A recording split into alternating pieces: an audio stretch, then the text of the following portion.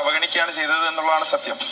ഈ സമരത്തെ എന്നല്ല, ഇത്തരം വിഷയങ്ങളിൽ കേന്ദ്ര ഗവൺമെന്റിന്റെ നയങ്ങൾക്കെതിരായി ഇന്ത്യ രാജ്യത്ത് ഉയർന്നു വരുന്ന എല്ലാതരം പ്രതിഷേധങ്ങളെയും നിരന്തരമായി അവഗണിക്കുക എന്നുള്ളതാണ് ഇന്ത്യയിലെ മീഡിയയുടെ ഒരു പ്രത്യേകത. അതുകൊണ്ടാണ് ഇന്ത്യയിലെ മീഡിയ നമ്മൾ ഈ ഗോഡി മീഡിയ എന്നൊക്കെ വിളിക്കുന്നത്. നമ്മുടെ ചില മലയാള ചാനലുകൾക്കും അതിന്റെ ചില പ്രവണതകൾ നമ്മൾ ഈ കാലയളവുകളിൽ കണ്ടുവന്നിട്ടുണ്ട്. ദേശീയ മാധ്യമങ്ങളെല്ലാം ആ നിലയിലാണ്. അതുകൊണ്ട് തന്നെ CJP പോലെ ഒരു സോഷ്യൽ മീഡിയ കൂട്ടായ്മക്ക് എത്ര തന്നെ മാധ്യമങ്ങൾ അവഗണിച്ചാലും അതിനെല്ലാം മറികടക്കാനാവുന്ന നിലയിൽ നവമാധ്യമ സാധ്യതകൾ ഉണ്ട് എന്ന് അവർ തെളിയിച്ചതുമാണ്. അതെന്തോ ആവട്ടെ, അതുകൊണ്ട് മാധ്യമങ്ങളുടെ അവഗണനയൊന്നും അവരുടെ സമരത്തിന്റെ വിസിബിലിറ്റിയെ കുറയ്ക്കുന്നില്ല എന്നാണ് എനിക്ക് തോന്നുന്നത്. പക്ഷെ ഇവിടെ ഒരു കാര്യം വളരെ കൃത്യമായി ഫ്ലോറിൽ ഞാൻ പറയാൻ ആഗ്രഹിക്കുകയാണ്.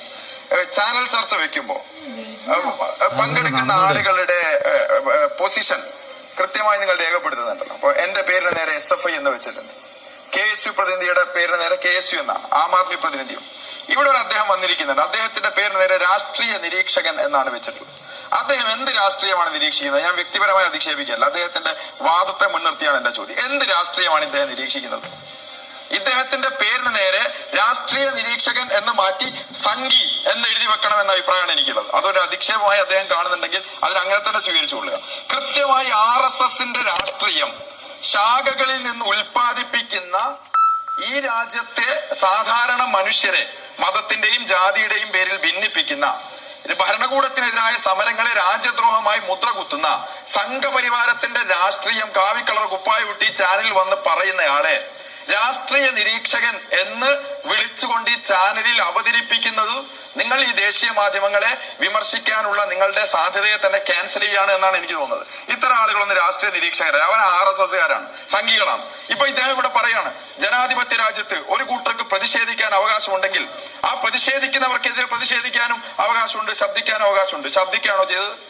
രാജ്യത്തെ മുതിർന്ന നേതാക്കൾ, CPIയുടെ നേതാവ് ആനി രാജ ഉൾപ്പെടെയുള്ള ആളുകളെ ഇന്ന് മർദ്ദിച്ചു എന്നുള്ളതാണ് പുറത്തു വരുന്ന വാർത്തകൾ.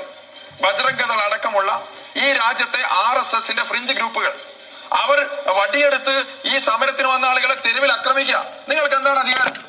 ഇന്ത്യ രാജ്യത്ത് ഭരിക്കാനുള്ള മാൻഡേറ്റ് ജനങ്ങൾ വോട്ടിലൂടെ നൽകിയിട്ടുണ്ട്. അത് വോട്ടിലൂടെ ലഭിച്ചതാണോ EVM അട്ടിമറിയിലൂടെ ലഭിച്ചതാണോ എന്നുള്ള ചർച്ച പോലും നടക്കുന്ന രാജ്യത്ത് നിങ്ങൾക്ക് കയ്യിലുള്ള ഭരണത്തെ ഉപയോഗിച്ചുകൊണ്ട് ഈ രാജ്യത്തെ ഭരണകൂടത്തിനെതിരായി ഉയർന്നു വരുന്ന എല്ലാ പ്രതിഷേധങ്ങളെയും അങ്ങ് അടിച്ചമർത്തി കളയാം എന്നാണോ RSS വിചാരിക്കുന്നത്, BJP വിചാരിക്കുന്നത്? അതൊന്നും ഇന്ത്യ രാജ്യത്ത് സാധ്യമല്ല. ഇന്ത്യ രാജ്യത്ത് നിന്ന് ഉയർന്നു വരുന്ന സമരത്തിൽ ആ വിദ്യാർത്ഥികൾ ഉയർത്തിപ്പിടിച്ച മുഖം അംബേദ്കറുടെ മുഖമാണ്. അംബേദ്കർ എന്ന് പറയുന്ന ഇന്ത്യ രാജ്യത്തിന്റെ ഭരണഘടനാ ശില്പി, അദ്ദേഹം ഈ രാജ്യത്തെ വിഭാവനം ചെയ്തത്, ഇന്ത്യയുടെ സ്വാതന്ത്ര്യ സമര സേനാനികൾ ഈ രാജ്യത്തെ വിഭാവനം ചെയ്തത് ഒരു സ്ഥിതി സമത്വ പരമാധികാര ജനാധിപത്യ മതനിരപേക്ഷ റിപ്പബ്ലിക് ആയിട്ടാണ്. അല്ലാതെ ഇന്ത്യ ഒരു പശു രാഷ്ട്രമായിട്ടല്ല, ഒരു ചാണക രാഷ്ട്രമായിട്ടല്ല, ഇന്ത്യ ഒരു വർഗീയ ഹിന്ദുത്വ രാഷ്ട്രമായിട്ടല്ല ഇന്ത്യയുടെ സ്വാതന്ത്ര്യ സമര സേനാനികൾ വിഭാവനം ചെയ്തത്. ഇതെങ്ങനെ RSSന് മനസ്സിലാവാനാണ്?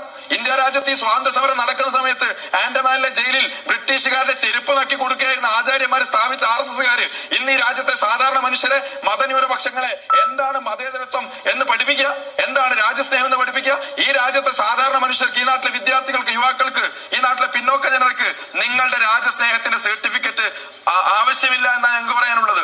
ഇവിടെ ഉയർന്നു വരുന്ന പ്രശ്നങ്ങൾ വളരെ വാലിഡ് ആണ്. നിങ്ങൾ നോക്കൂ, മലയാളക്കരയിൽ ഒരു പെൺകുട്ടി, ഐജാർ മഹേഷ് എന്നാണ് ആ കുട്ടിയുടെ പേര്. ആ കുട്ടി കഴിഞ്ഞ ദിവസം എൻട്രൻസ് കോച്ചിങ് ഇൻസ്റ്റിറ്റ്യൂട്ടിൽ ആത്മഹത്യ ചെയ്യുകയാണ്. ഇന്ത്യ രാജ്യത്ത് 10ഓളം വരുന്ന കുട്ടികൾ ഈ കാലയളവിൽ ആത്മഹത്യ ചെയ്തു. ആ കുട്ടികളുടെ ഭാവി വെച്ചാണ് കേന്ദ്ര ഗവൺമെന്റ് പന്താടുന്നത്. 10-23 ലക്ഷം വിദ്യാർത്ഥികളാണ് ഈ നീറ്റ് പരീക്ഷ എഴുതിയിട്ടുള്ളത്. അവരെല്ലാം വീണ്ടും പരീക്ഷയ്ക്ക് വരേണ്ടി വരികയാണ്. ഒരു എൻട്രൻസ് പരീക്ഷ എഴുതിയിട്ടുള്ള ആളുകൾ, നിങ്ങളെല്ലാം ഈ RSSന്റെ പ്രതിനിധിയെല്ലാം സ്കൂളിൽ പോയിട്ടുണ്ടെങ്കിൽ നിങ്ങൾക്കറിയാം, ഒരു പരീക്ഷ കഴിഞ്ഞാൽ ആ കുട്ടികൾ ആ പരീക്ഷയുടെ ഭാരവും എല്ലാം ഇറക്കി വെച്ചുകൊണ്ട് ഉല്ലാസത്തിലേക്ക് പ്രവേശിക്കുക.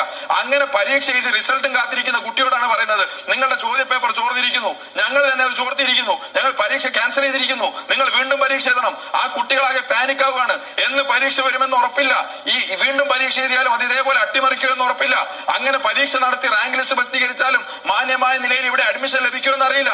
ഇങ്ങനെ ആശങ്കപ്പെട്ട് കുട്ടികൾ ആത്മഹത്യ ചെയ്യുമ്പോഴാണ് CBSE ഉൾപ്പെടെയുള്ള പരീക്ഷകളിൽ ചോദ്യപേപ്പർ സ്കാൻ ചെയ്യാനുള്ള സംവിധാനം ഉണ്ടാക്കി കണ്ടവന്റെ പരീക്ഷാ പേപ്പറാണ് സ്വന്തം പേരിൽ വാല്യൂ ചെയ്തതെന്ന് കുട്ടികൾ തിരിച്ചറിയുന്നത്. തിരിച്ചറിഞ്ഞ് അതിൽ പ്രതിഷേധിക്കുന്ന സാഹചര്യത്തിലാണ് സെൻട്രൽ ഗവൺമെന്റിന്റെ താല്പര്യപ്രകാരം ഏകീകരിച്ച ഒരു സംവിധാനമാക്കി മാറ്റിയ CUET പരീക്ഷ അട്ടിമറിക്കപ്പെടുമ്പോഴാണ് ലക്ഷോപലക്ഷം വരുന്ന വിദ്യാർത്ഥികൾ എഴുതുന്ന NTA-യുടെ UGC നെറ്റ് പരീക്ഷ തകരാറിലാവുമ്പോഴാണ് നിങ്ങൾ ഇവിടെ അതിനെതിരെ സമരം ചെയ്ത ആളുകളെ രാജ്യസ്നേഹം പഠിപ്പിക്കുന്നത്. നിങ്ങൾ ആ രാജ്യസ്നേഹം പഠിപ്പിക്കാൻ ഈ നാട്ടിലെ വിദ്യാർത്ഥികൾക്ക് നേരെ, യുവാക്കൾക്ക് നേരെ വന്നാൽ സമരം എന്താണെന്ന് ഈ നാട് കാണിച്ചു തരും. സ്വാതന്ത്ര്യ സമരം നടത്തിയ പാരമ്പര്യമുള്ള ഈ നാട്ടിലെ ജനതയുടെ പിന്മുറക്കാർ ഇവിടെ ഉണ്ട്. അന്ന് ചെരുപ്പ് നക്കിയ നിങ്ങൾ ഇന്ന് ഈ രാജ്യം ഭരിക്കുന്നു എന്നുള്ളത് ഈ നാട്ടിലെ എല്ലാ മനുഷ്യരുടെയും മേലിൽ കുതിര കയറാനും അവിടെ ഭാവി വെച്ച് പന്താടാനുമുള്ള ലൈസൻസ് ആണ് എന്ന് കരുതുന്നുണ്ടെങ്കിൽ അതിനെ ന്യായീകരിക്കാൻ വേണ്ടി പേര് വെച്ചോ പേര് വെക്കാതെയോ നിരീക്ഷക വേഷം ചമഞ്ഞോ RSSന്റെ പ്രതിനിധികൾ ചാനൽ 4-ൽ വന്നാൽ അതിനെ ഞങ്ങൾ തുറന്നു കാണിക്കും. ഇന്ത്യ രാജ്യത്തിന്റെ വിദ്യാഭ്യാസ മന്ത്രി സ്വാഭാവികമായും താങ്കൾക്ക് മറുപടി ഉണ്ടാകും. അത് പറഞ്ഞ ശേഷം ഞാൻ ചോദ്യത്തിലേക്ക് വരാം.